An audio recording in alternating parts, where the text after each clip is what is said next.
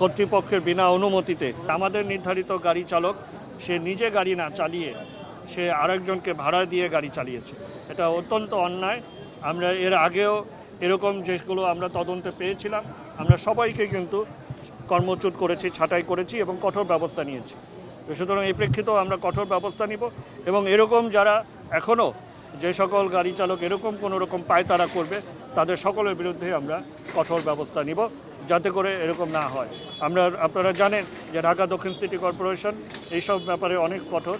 আমরা নিয়মিত গাড়ি চালক যেরকম নতুন নিয়োগ দিয়েছি, তার সাথে সাথে যারা গাফিলতি অবহেলা করেছে তাদের বিরুদ্ধে কঠোর ব্যবস্থা নিয়েছি। আমরা আরও কঠোর ব্যবস্থা নিব এবং পূর্ণ সংস্কার ইনশাল্লাহ আমরা করব। আমরা পরিবারের সাথে আছি, পাশে আছি। আপনারা লক্ষ্য করেছেন যে আমরা সবাই কিন্তু এখানে চলে এসেছি। অবশ্যই আমরা এই পরিবারের সাথে এবং পাশে থাকব। তাদের যে কোনো প্রয়োজনে আমরা ঢাকা দক্ষিণ সিটি কর্পোরেশন তাদের পাশে থাকবে।